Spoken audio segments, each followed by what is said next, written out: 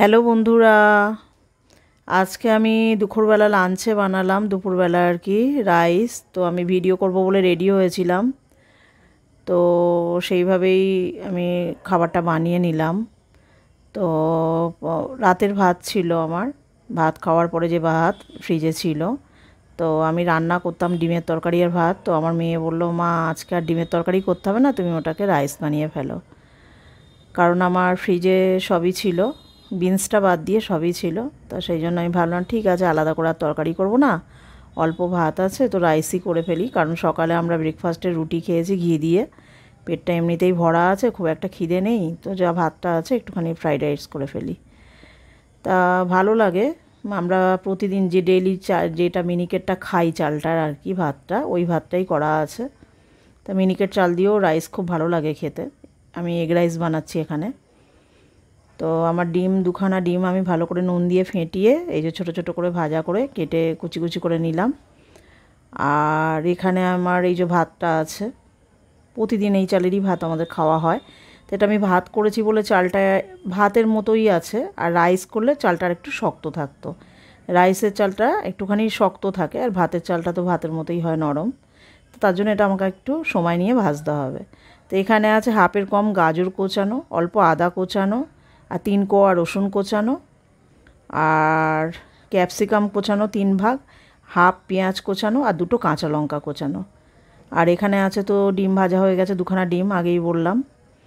আর এখানে আছে স্বাদ অনুযায়ী চিনি, আর নুন, আর গোলমরিচ গুঁড়ো, আর সামান্য আজিনামোটো। এটা অপশনাল, যারা খাবেন না দেবেন না, আমি খাই তাই দিয়েছি। আর এখানে আছে hot and sweet tomato sauce, আর সয়া সস, আর রেড চিলি সস, আর ভিনিগার। তো একটুখানি রাইসে সাদা তেলের সাথে বাটার দেবো, ওই জন্য আমি বাটার আনতে গেলাম, ভুলে গেছিলাম বাটারটা আনতে। অল্প একটুখানি দেবো, ভাতটাও কম আছে, ওরকম বেশি দেবো না।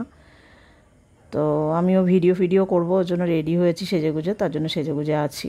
আর এটা বেলাও হয়ে গেছে একটুখানি, তখন বানালাম আর কি। তো অল্প একটুখানি বাটার কেটে আমি সাদা তেলের সাথে মিশিয়ে দিলাম, দিয়ে তেলটা ভালো করে গরম হয়ে যেতে, বাটারটা মেল্ট হয়ে যেতে, ওতে আমি রসুনগুলো দিয়ে দিচ্ছি। 3 কোয়া বড় বড় রসুন আছে, যাদের রসুনের ফ্লেভারটা ভালো লাগে তারা রসুনটা একটু বেশি দেবেন, সে চাউমিন হোক রাইস হোক যাই হোক। তা রসুনটা পোড়াবেন না, আর আমিও পোড়াই না। আর একটু সামান্য আদা দিলাম, সামান্য একদম, রসুন 3 ভাগের 1 ভাগ আদা কুচি। তো পেঁয়াজটাও দিয়ে দিলাম, অল্প পেঁয়াজ দিয়েছি এখানে। আর এটা একটু ভাজা ভাজা হয়ে গেলে এবারে আমি একসাথে গাজরটা আর ক্যাপসিকামটা দিয়ে দেবো, কারণ এটা একটু ক্রাঞ্চি থাকবে। আর এই যে লঙ্কাগুলোও দিয়ে দিলাম, 2টো ছোটো ছোটো কাঁচা লঙ্কা আছে। আর এবারে একসাথে দিয়ে দেবো গাজরটা আর ক্যাপসিকামটা, একটু ক্রাঞ্চি ভাব থাকলে ভালো লাগে, রাইসের মধ্যে হোক আর চাউমিনের মধ্যে হোক। তো এটা দিয়ে আমি ভালো করে নেড়ে নিলাম 2 মিনিট মতো। এবার আমি একসাথেই মশলাগুলো দিয়ে দেবো, মশলা বলতে নুন, চিনি, আজিনামোটো আর গোলমরিচ। তো পায়ের কাছে বঁটি ছিল, বঁটিটা আমি তুলে দিলাম। আমি সবজি বঁটি দিয়েই কেটেছি, ওই জন্য বঁটিটা পায়ের কাছে ছিল। তো এই যে নুন, চিনি, আজিনামোটো আর গোলমরিচ গুঁড়ো আমি দিয়ে দিলাম একসাথে। এবার একটু অল্প সামান্য হাফ চামচ মতো রেড চিলি সসটা দিয়ে দিলাম। এটা একটুখানি নেড়ে নিলাম, এই 2-4 বার একটুখানি নেড়ে এর মধ্যে ডিমটা দিয়ে দিলাম, ভাজা ডিমগুলো। এগুলো দিয়ে এবারে একটু নেড়ে নেবো, নেড়ে নিয়ে এবারে আমি ভাতটা দিয়ে দেবো এর মধ্যে।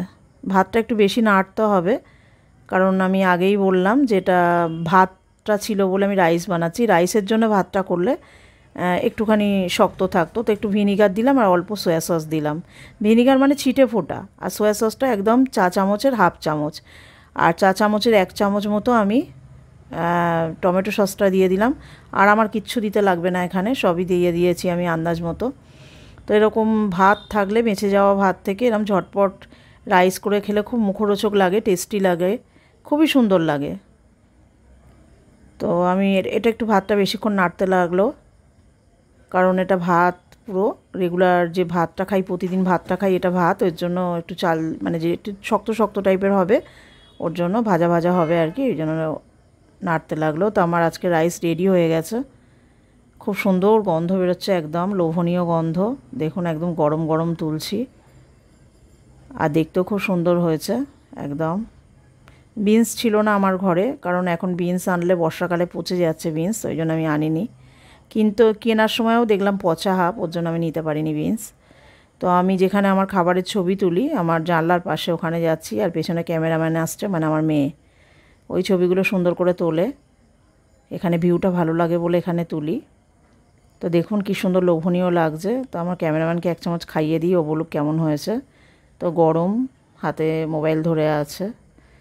তো বন্ধুরা, যারা আমার ভিডিও ভালো লাগে প্লিজ একটু আমার ভিডিও একটু লাইক করবেন, কমেন্ট করবেন, আর আমার চ্যানেলটা সাবস্ক্রাইব করবেন।